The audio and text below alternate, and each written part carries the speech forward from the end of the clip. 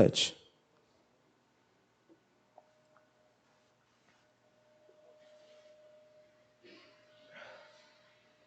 Nesse primeiro momento, nós vamos ler até o versículo 9. Tendo passado por Antípolis e Apolonia, chegaram a Tessalônica, onde havia uma sinagoga judaica.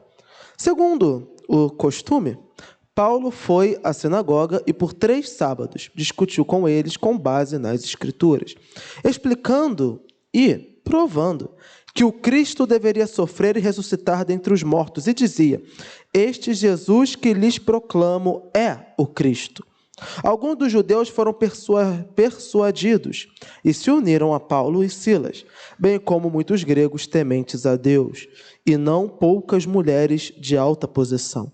Mas os judeus ficaram com inveja.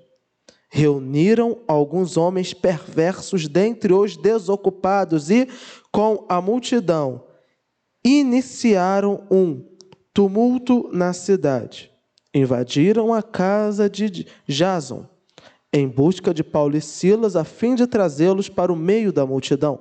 Contudo, não os achando, arrastaram Jason e alguns outros irmãos para diante dos oficiais da cidade, gritando: esses homens têm causado alvoroço por todo o povo. Agora chegaram aqui, e Jason os recebeu em sua casa. Todos eles estão agindo contra os decretos de César, dizendo que existe um outro rei chamado Jesus. Ouvindo isso, a multidão e os oficiais da cidade ficaram agitados. Então, receberam de Jason e dos outros a fiança estipulada e os soltaram. Até aqui. Vamos orar ao Senhor. Espírito Santo de Deus, pedimos, ó Pai, que o Senhor venha a falar aos nossos corações, Senhor, trazendo, Senhor, o conhecimento e a revelação exata da Tua Palavra. Que possamos, ó Deus, através dos relatos bíblicos, aprender mais de Ti. E assim como foi pregado domingo à noite, que os nossos corações, ó Pai, sejam um terreno fértil para receber do Senhor a semente santa, que irá germinar, produzir e através dessa semente sermos salvos por Ti, Senhor. É o que nós te pedimos no santo nome de Cristo Jesus. Amém. O irmão pode se assentar.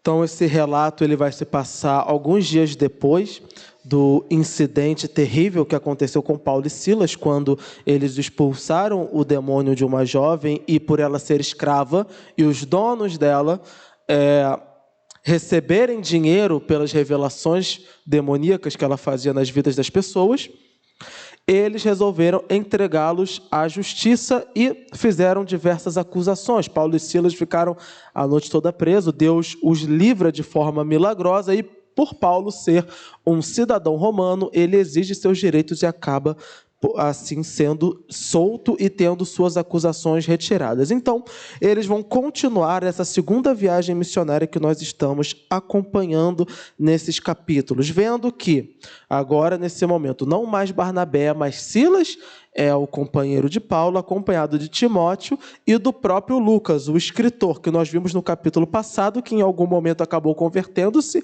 e agora os está acompanhando.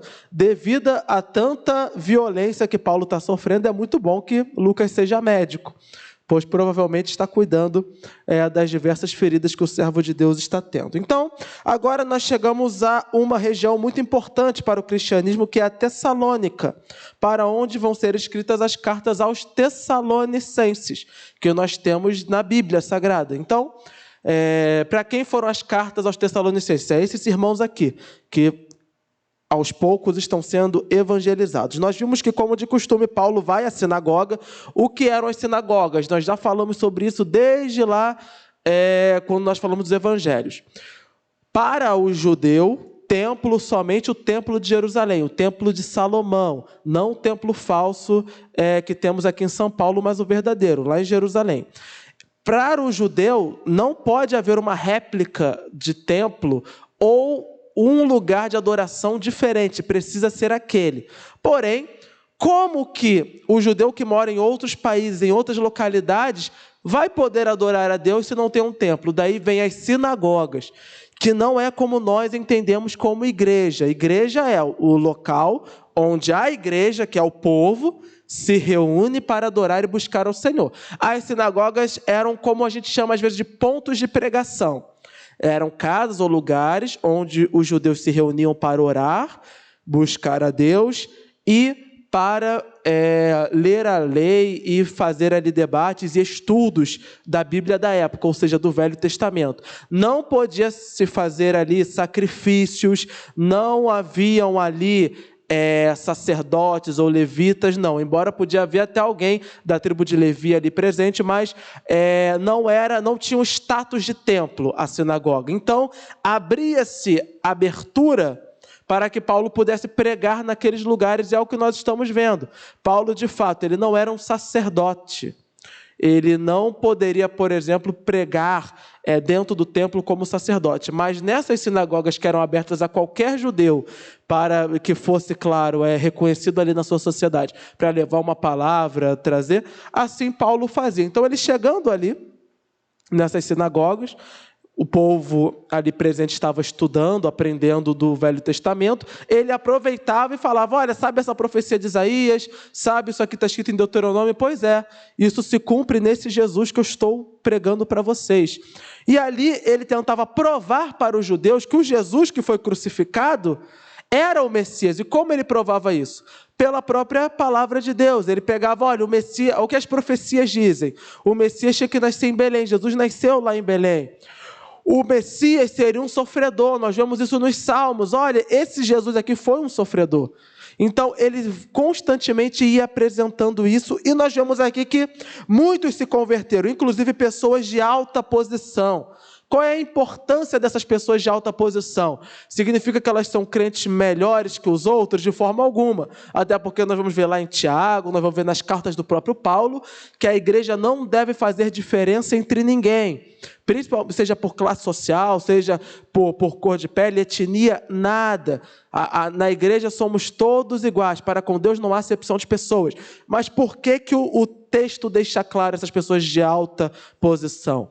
Porque são elas que vão ter mais facilidade de levar o evangelho nas altas castas da sociedade e principalmente são as principais sustentadoras da igreja. E aqui nós vemos que dessa alta posição, as que mais se convertiam eram justamente as mulheres, mostrando que quem eram as principais sustentadoras da igreja da época eram as mulheres.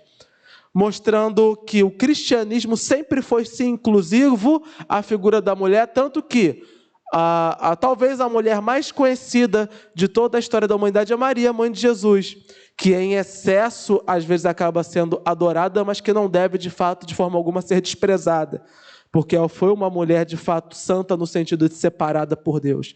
Então, o que Lucas está nos apresentando? O princípio da igreja de Tessalônica e também as complicações que se apresentavam nesse momento. Muitos foram se convertendo e alguns judeus, ou seja, aqueles mais ortodoxos, ficaram com inveja. E o que eles fizeram? Reuniram alguns homens perversos dentre os desocupados.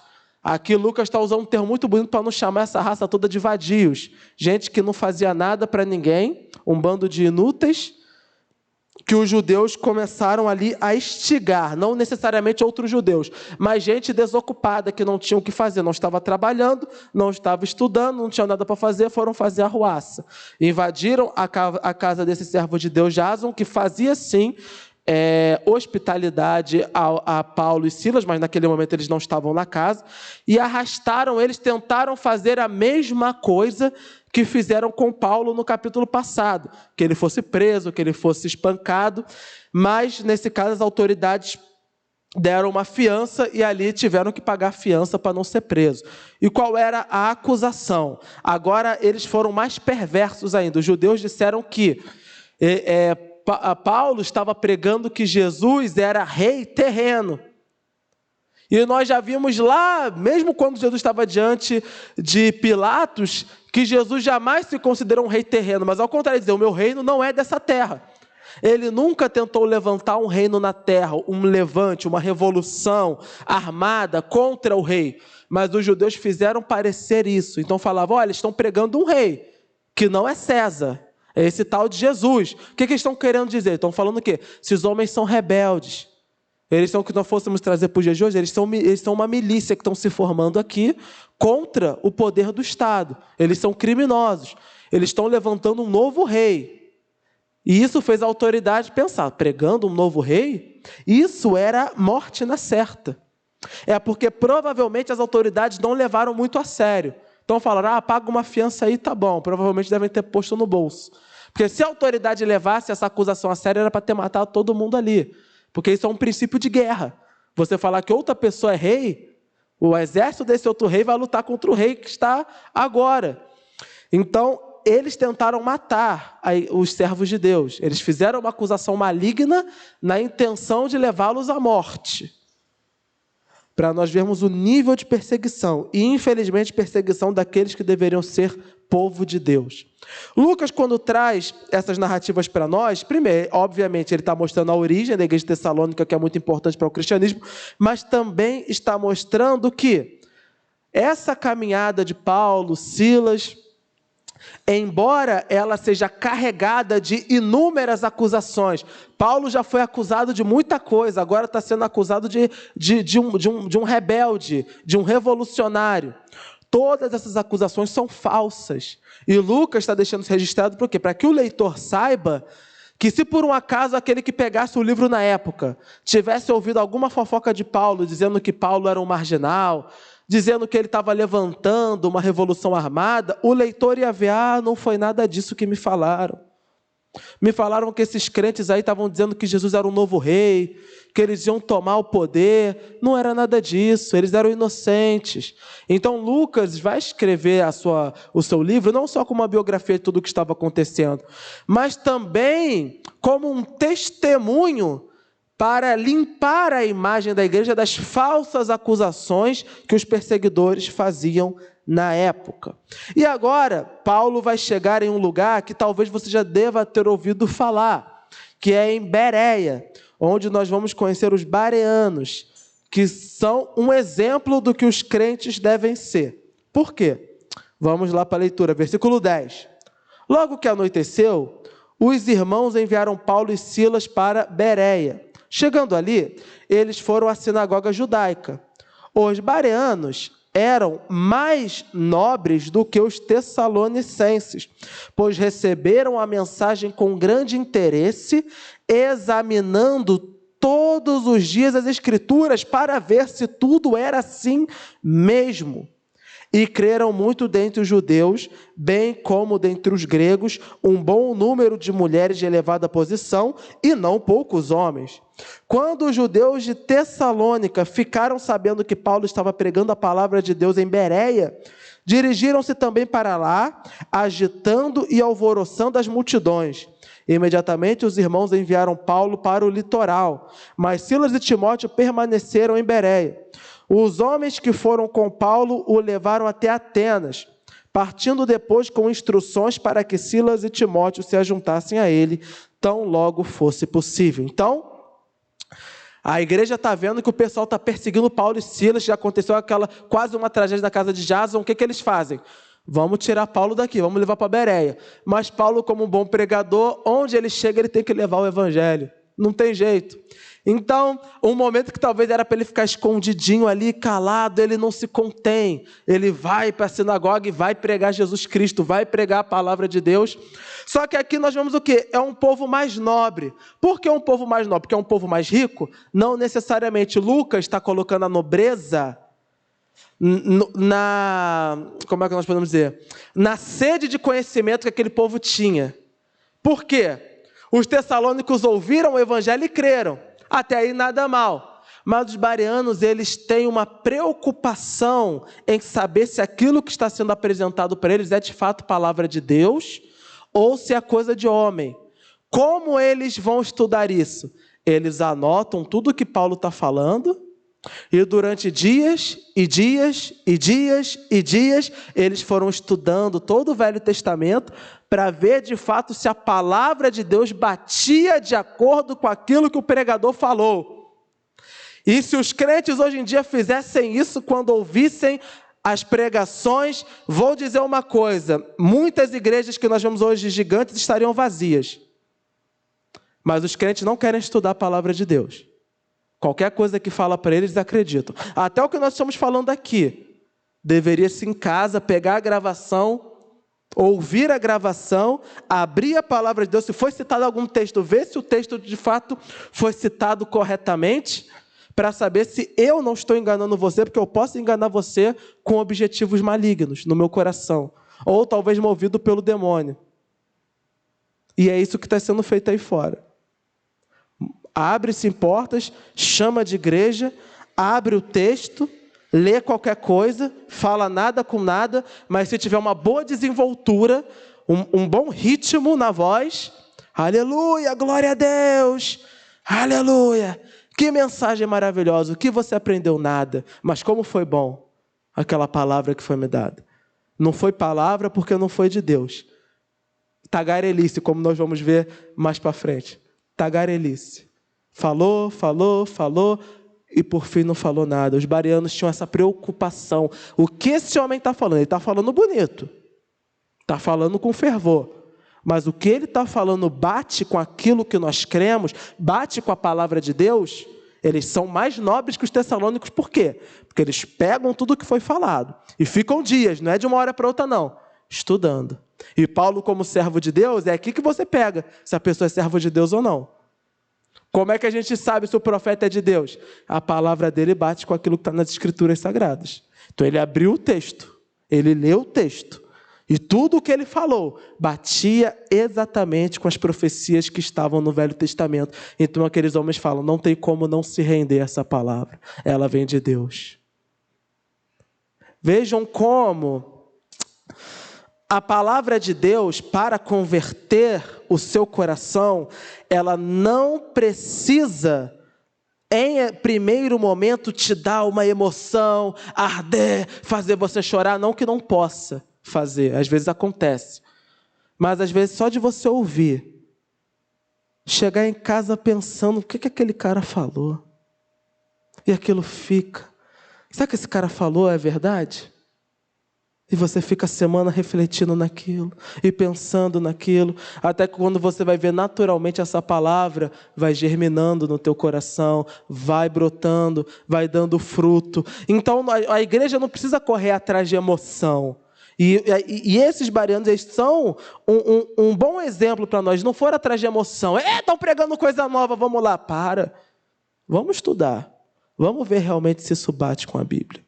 E o pregador bíblico, ele não precisa tentar seduzir o ouvinte com artimanhas, com sentimentalismo, não. Ele precisa confiar o quê? Que a palavra que ele está pregando é de Deus. Porque se ela for de Deus, ela não volta vazia. E não volta mesmo. Ou ela condena a alma ou ela salva. Aí vai depender da alma. Mas a palavra de Deus, do Senhor, não volta vazia. Ou ela serve como parâmetro de juízo, quando a pessoa rejeita. Ou ela serve como salvação, quando o coração é uma boa terra e a semente chega lá. E aqui nós vemos que esses irmãos assim o fizeram. Mas, não satisfeitos, os judeus que estavam lá em Tessalônica descobriram que Paulo estava lá em Bereia e foram atrás deles. Sim, o prazer do perseguidor é perseguir. Por quê? Porque ele quer perseguir.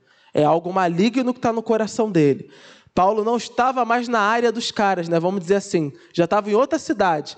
Mas eles vão até lá atrás deles, porque estão movidos de coisas ruins. Mas o que nós temos falado desde o início? Nós podemos ver que até mesmo nas perseguições o Espírito Santo está trabalhando. Por quê? As perseguições vão jogando Paulo aonde Deus quer que ele vá, aonde Deus quer que ele pregue.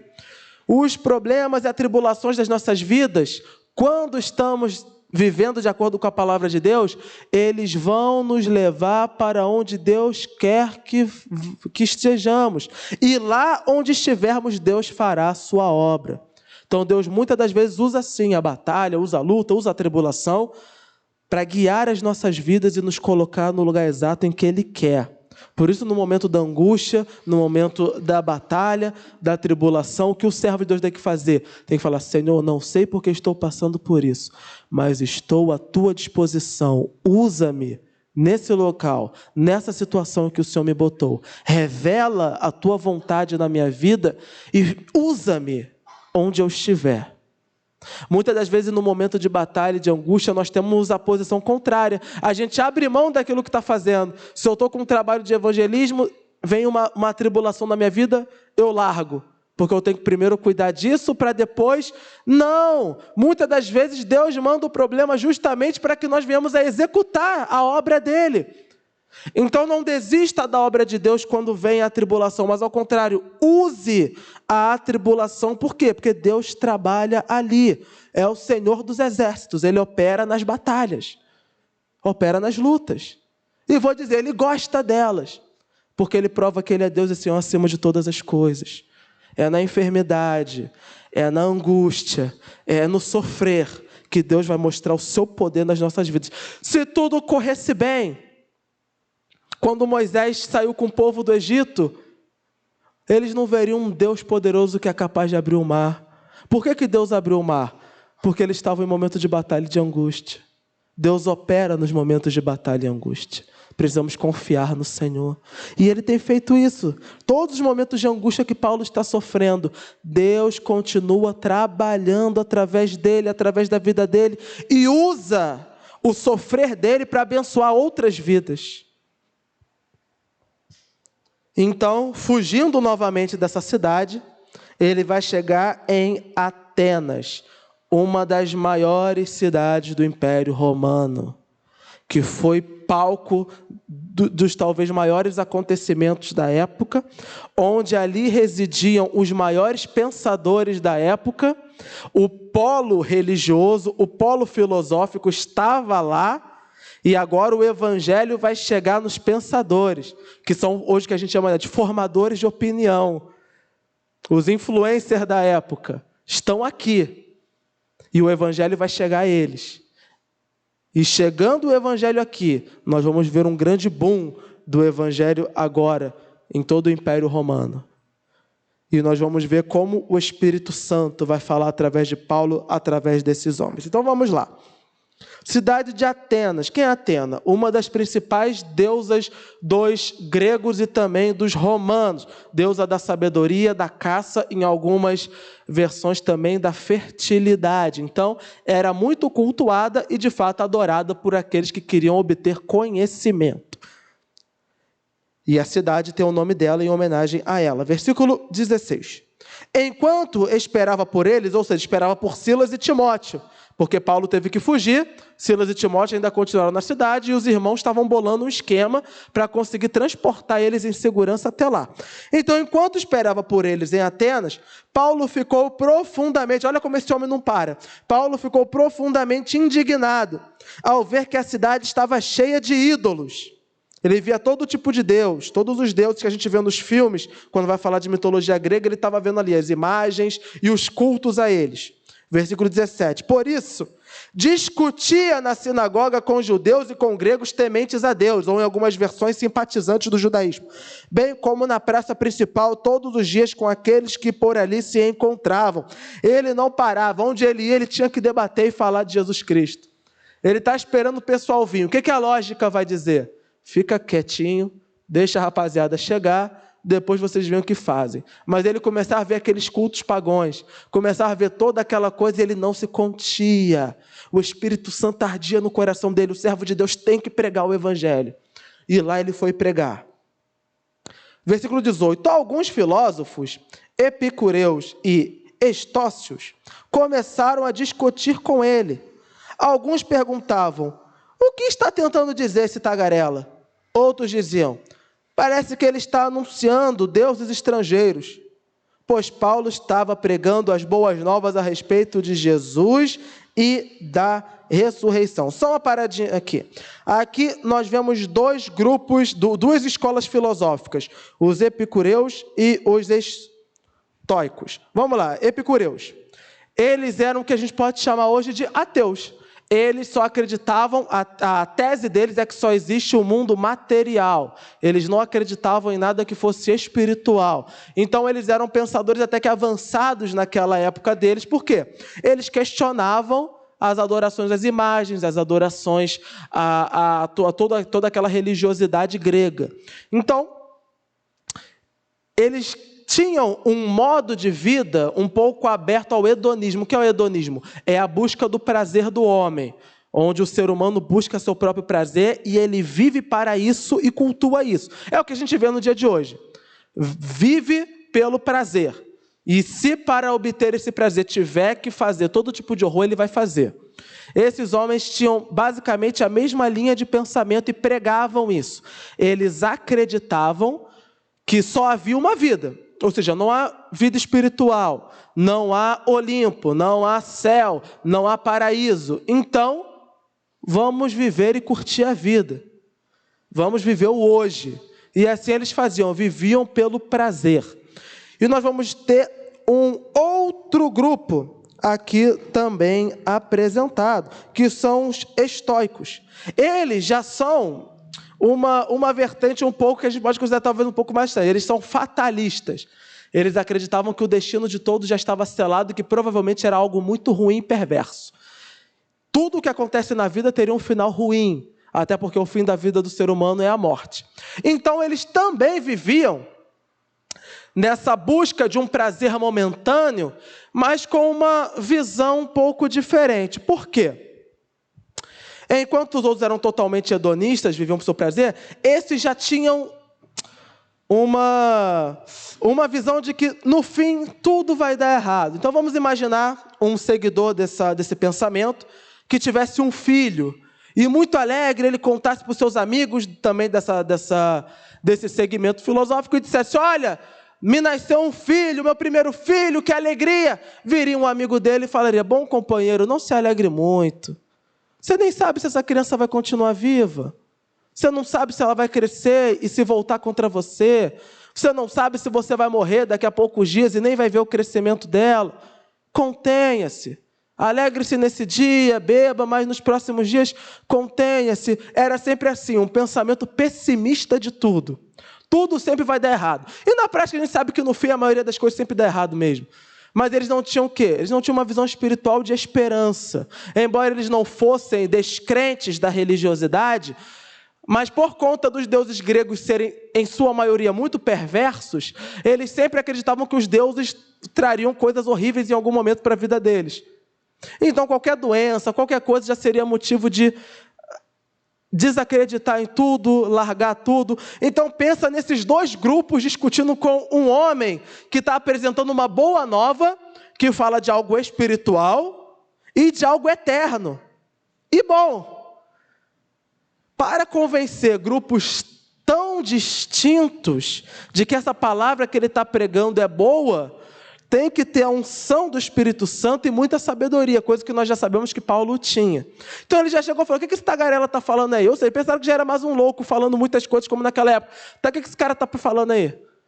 Está pregando aí um negócio aí de ressurreição, uma palavra de um Deus novo aí, um Deus estrangeiro que a gente não conhece, que a gente não sabe. Quem ele estava pregando? Estava pregando Jesus.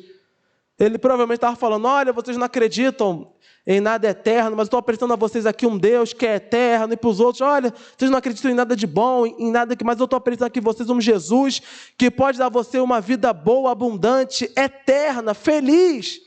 Então, para eles, a mensagem estava se chocando. Mas nós vamos ver que mesmo que o ouvinte seja tão excêntrico, o Espírito Santo ainda é poderoso para converter os corações.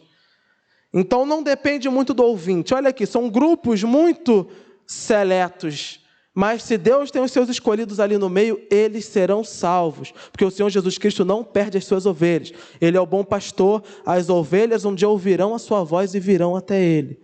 Qual é a missão do pregador? Falar a palavra de Deus.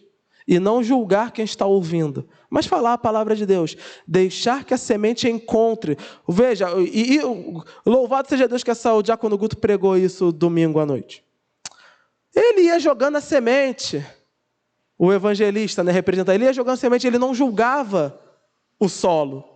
O solo por si só já se condenava, ou, quando recebia a semente, se salvava. Mas não era o semeador quem escolhia o solo. Ele simplesmente lançava a semente. Nós, como igreja, não devemos tentar selecionar quem serão aqueles que vão receber o evangelho. Nós temos que pregar.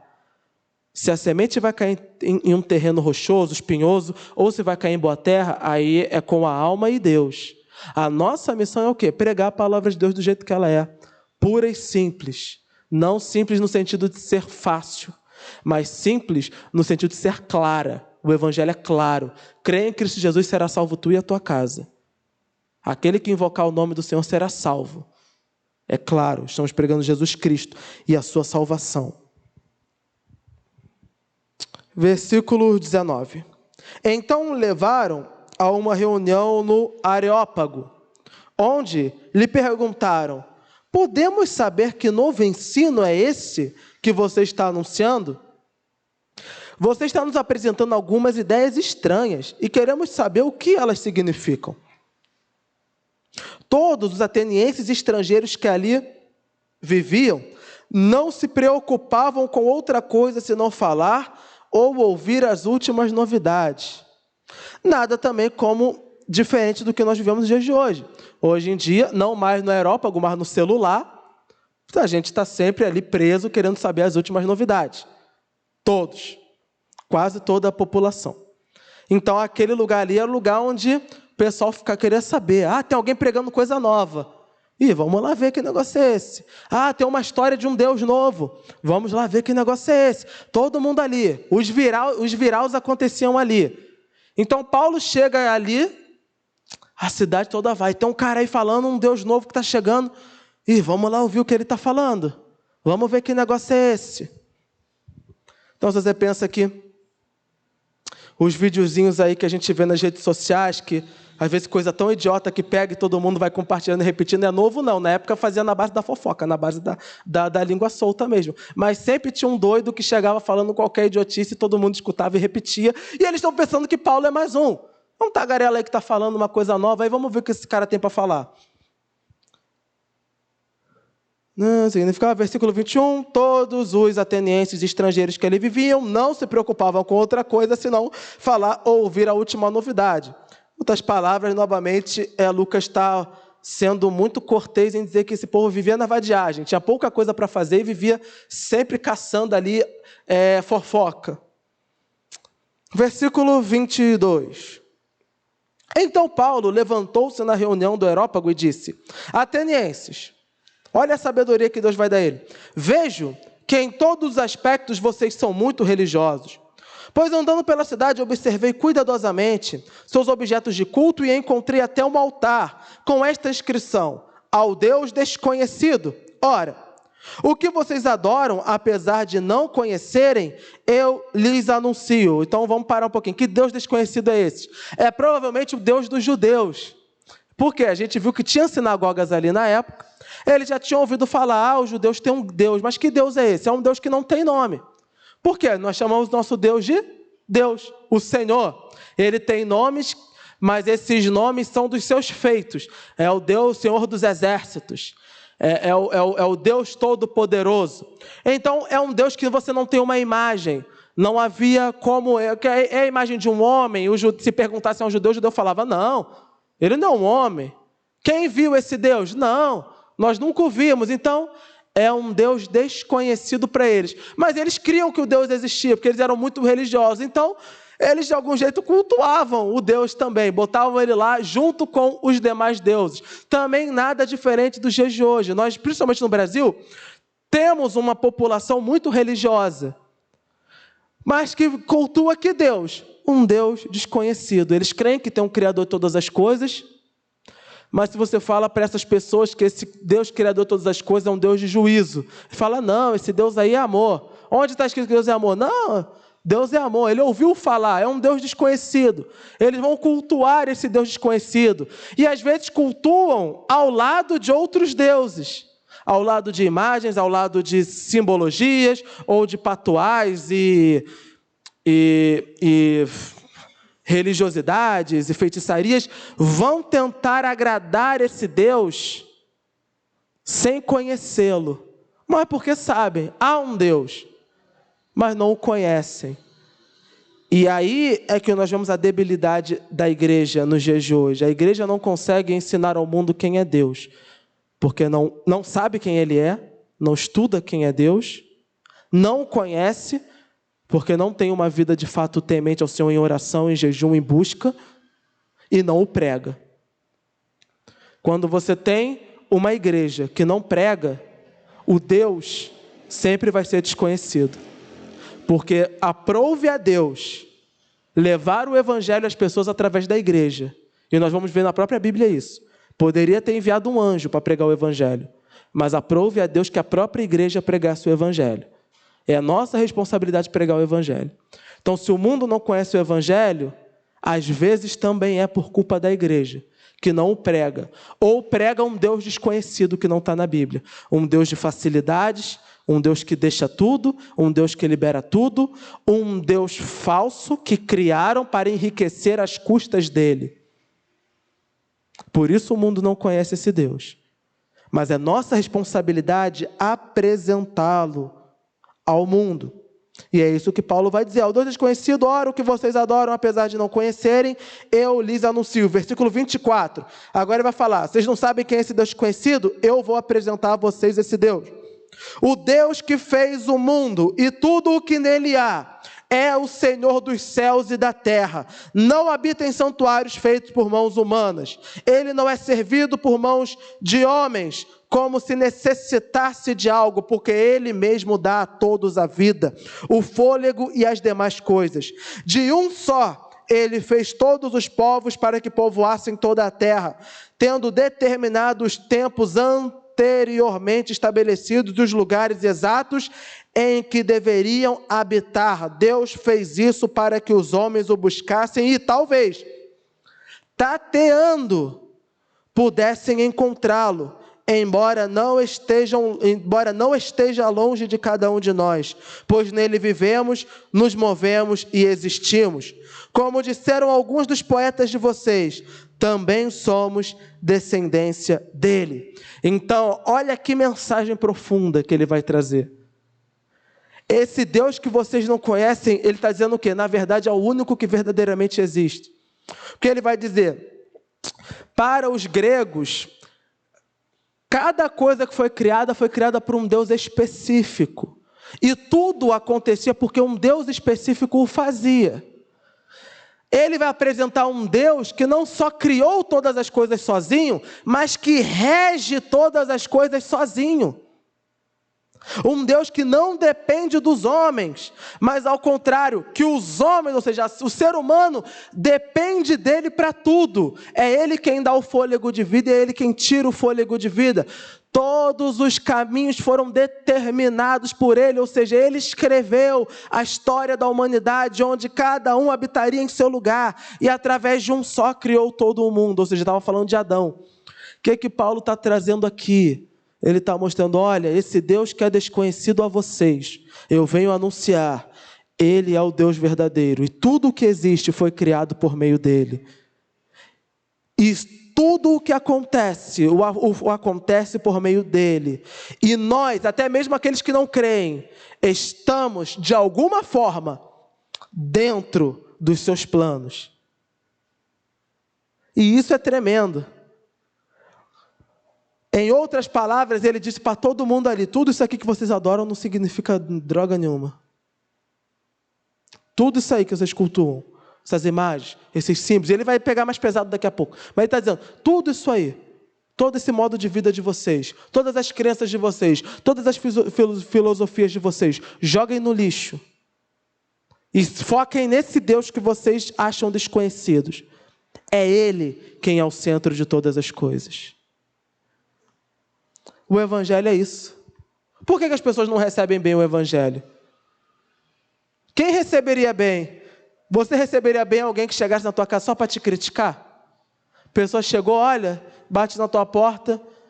Eu vim aqui porque, sinceramente, eu acho que a tua casa está muito mal pintada. Teu modo de vida, desculpa, você está fazendo tudo errado. Tu trabalha de um jeito errado. Tu faz essa comida de um jeito errado. Você cria teus filhos de um jeito errado. Tu não faz nada que preste. Não aprende nada. E o pouco que você sabe é inútil. Tu vai aceitar bem uma pessoa dessa? Eu não ia aceitar de jeito nenhum. Mas o Evangelho faz isso conosco. Nós temos as nossas próprias crenças. Chega um crente e fala, não, só tem um Deus. E o meu? Ele vai dizer, olha, esse modo de vida que você está vivendo está errado, porque a palavra de Deus fala isso. Você fala, ué, eu pago minhas contas, tô certo com a justiça. Quem é essa pessoa para dizer que é melhor que eu, a ponto de pregar para mim que eu tenho que viver uma vida nova, que eu tenho que fazer uma coisa nova? O Evangelho ofende, de fato, e nós uma vez fomos ofendidos também pelo Evangelho. Talvez quando chegou alguém pregando o Evangelho, nós ficamos revoltados. E às vezes, muitas das vezes, nós como crentes, quando alguém prega o Evangelho para nós, mesmo já crentes, às vezes, em alguns aspectos da nossa vida, vai ofender também. Porque tem áreas da nossa vida que precisam ser modificadas. Então, às vezes, até o pregador, na sua própria pregação, quando lê o texto, se ofende com o próprio texto. Por quê? Porque ele vai apontar, olha, essa área da tua vida não está boa, não está certa. Não tem como alguém receber isso se não for através do Espírito Santo. É por isso que a pregação do Evangelho ela tem que estar também alicerçada não só no conhecimento bíblico, que é muito importante, mas na busca da unção do Espírito Santo. Olha, pensem, vamos tentar pensar. Levam você lá para uma faculdade muito importante. E lá você tem que apresentar a tua tese para um bando de doutor, filósofos, pessoas muito inteligentes. Como você, mesmo que ainda fosse estudado como Paulo, vai conseguir transmitir isso dessa forma tão rápida que foi? Simplesmente te pegaram, te levaram, vamos lá, vamos falar, e todo mundo já juntou. Tem que ter o Espírito Santo. Tem que ter a unção de Deus. E através da unção de Deus, Paulo vai trazer tudo isso. E o versículo 28, depois ele vai colocar também nas suas cartas, mais ou menos de outra forma. Pois nele vivemos, nos movemos, existimos, como disseram alguns poetas de vocês. Ou seja, ele aproveita o gancho que algum pensador dele já tivesse dito na época. Também somos descendência deles. O que ele está dizendo? Tudo que nós somos, toda a nossa vida, tudo o que foi criado, a natureza, olhem para tudo. Tudo aponta para esse Deus Criador. A mão dele está ali. E se vocês pararem para olhar, vocês verão a mão dele ali. E a verdade é essa, a natureza mostra a glória de Deus. As nossas vidas mostram a glória de Deus. Deus reflete a sua glória no reger do universo. Quando ele coloca todas as coisas em seus devidos lugares, ele mostra a sua glória. E nem mesmo a perversão do ser humano, que tenta a todo custo manchar todas as obras de Deus, nem mesmo isso consegue fazer com que a glória de Deus deixe de ser vista. Os trovões revelam a glória de Deus. O mar canta a glória de Deus. O sol e a lua se curvam diante dele. Tudo aponta para ele. E Deus criou justamente para isso. Para quem? Paulo vai falar, para que tauteando. Ou seja, para que quando o homem começar a vasculhar, talvez consiga vê-lo. É tauteando, é buscando. Muitas das vezes o crente vai pensar, olha, mas eu não vejo Deus na minha vida. Será que não? Olha, tauteia a tua própria vida. Olha cada coisa que você já passou. Olha para onde Deus já te conduziu e tenta pensar, será que Deus não estava aqui? Será que Ele não me trouxe até aqui, nesse lugar, nesse momento? Será que Ele não estava comigo durante aquele momento que eu vivi? Tauteia a tua vida que você vai ver. Deus está ali e você vai encontrá-lo. Buscar-me-eis e me acharei quando me buscardes de todo o vosso coração. Busque ao Senhor e você vai encontrá-lo. Busque ao Senhor. Versículo 29. Assim, visto que somos todos descendência de Deus, não devemos pensar que a divindade é semelhante agora ele vai pegar pesado, a uma escultura de ouro, prata ou pedra feita pela arte e imaginação do homem. No passado, Deus não levou em conta essa ignorância, mas agora ordena que todos, em todo lugar se arrependam. Em algumas versões mais tradicionais, o texto é talvez um pouco mais bonito, né? Pois Deus, não levando em conta o tempo da ignorância, hoje chama todos os homens, em todos os lugares, para que se arrependam. Versículo 31. Pois estabeleceu um dia em que há de julgar o mundo com justiça, por meio do homem que designou, e deu provas disso a todos, ressuscitando-o dentre os mortos. Então, o que Paulo vai continuar dizendo? Agora ele está falando, olha, depois que ele apresentou o poder desse Deus, a criação dos Deus, ele vai dizendo, esse Deus que eu estou pregando para vocês é desconhecido para vocês, porque ele não pode ser representado por mãos humanas. Não foi criado, não é essas estátuas que vocês têm de Zeus e de Apolo e da própria Atena. Não, ele não foi criado pela imaginação humana. Ele é o Criador de todas as coisas. Tauteando-o, buscando-o, vocês o encontrarão. Ele não levou em conta o tempo da ignorância, ou seja, vocês antes estavam vivendo em ignorância, mas agora que eu estou apresentando a verdade a vocês, Deus convida a todos, em todos os lugares, que se arrependam. Pois ele virá para julgar toda a terra. E quem será o juiz? Esse homem que eu falei. Que homem que ele está falando? Que ressuscitou dos mortos? Jesus Cristo, o Senhor. Jesus voltará para buscar a sua igreja e julgará todo o mundo. E uma das bases do juízo de Deus será quando a vida ouviu do evangelho e o rejeitou. E Deus apontará isso para ele naquele dia. Foi pregado para você e você o rejeitou. Por isso Jesus vai dizer que quando uma pessoa está com espírito maligno, vem a palavra de Deus, vem o Espírito Santo, limpa a casa, expulsa o espírito maligno. Mas a pessoa volta para o estado que ela estava antes, vem mais 7 sobre ela. Por quê? Porque a condenação é essa. Olha, nós vimos lá em João 3, a condenação é essa. A luz veio aos homens, ou seja, eles viram a luz, eles ouviram o evangelho, mas eles amaram mais as trevas do que a luz. E por conta disso, Satanás invade cada vez mais a vida do ser humano e lança ele cada vez mais no pó.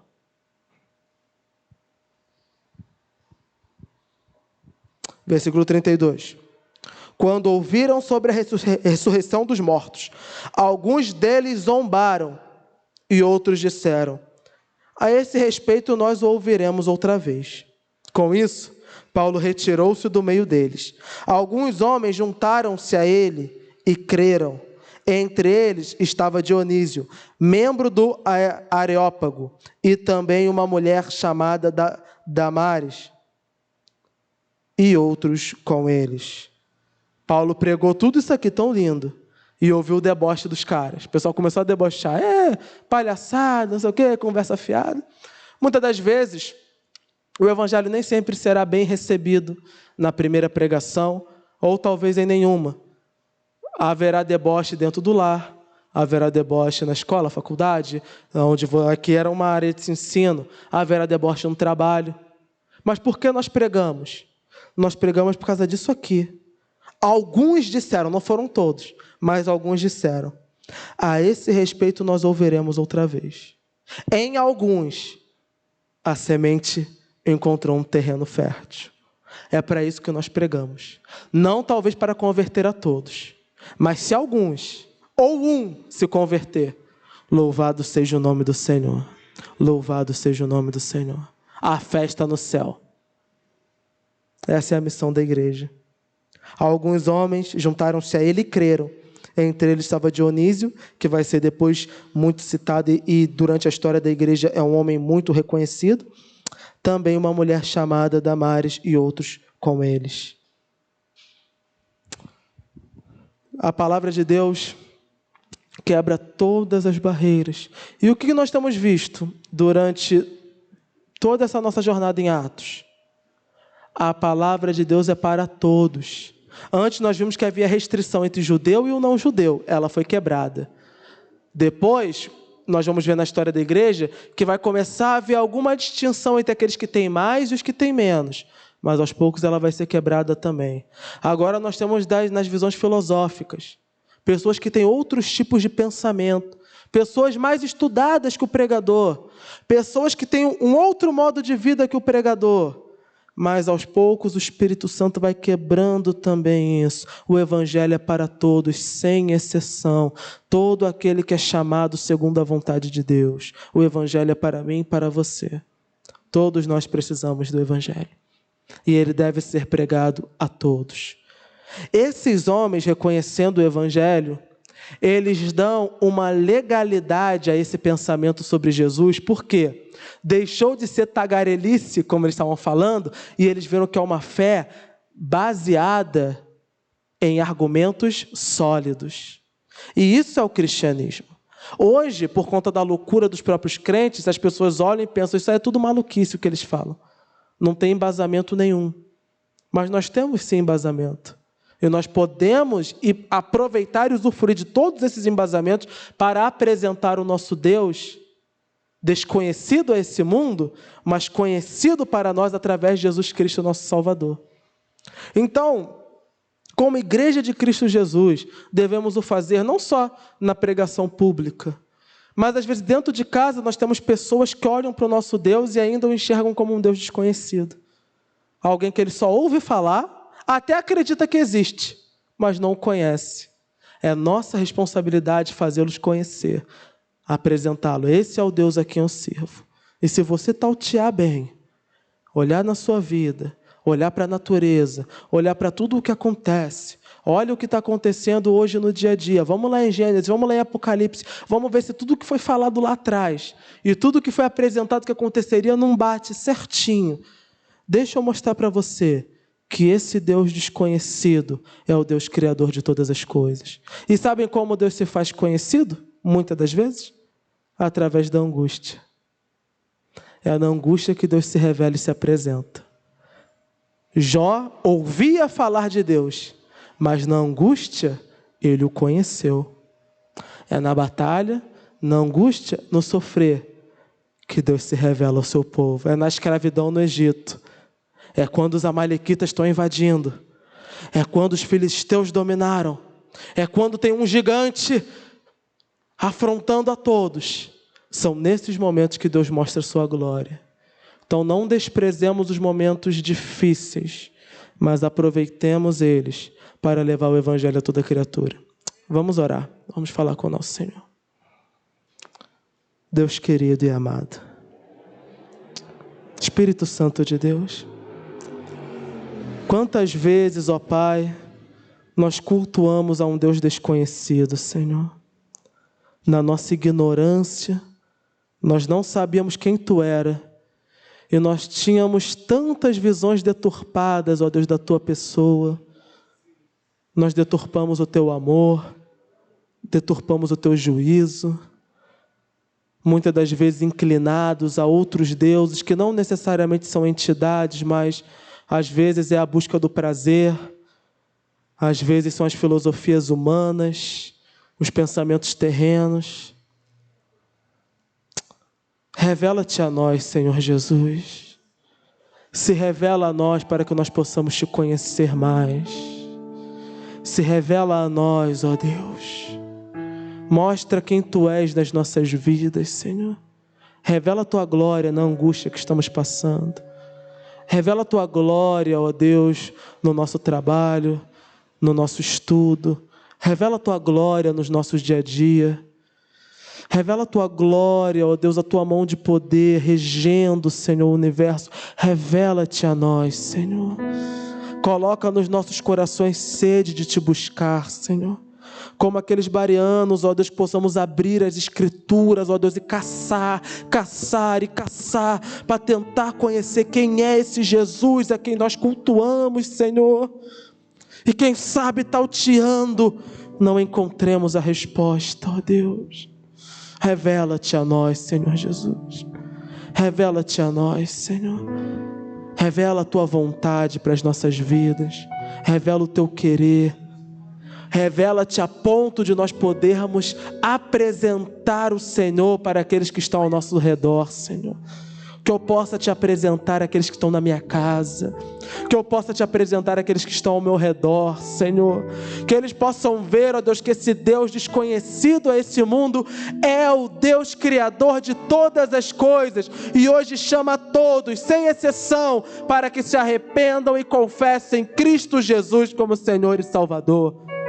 Pois através de Cristo Jesus nós temos uma vida não baseada nos prazeres terrenos, ou uma vida que só crê no fatalismo e na desgraça, mas uma vida plena que mesmo diante das maiores atribulações consegue encontrar em Cristo a alegria verdadeira, paz, pois ó Deus, a nossa alegria não depende desse mundo, ela vem do teu trono de amor.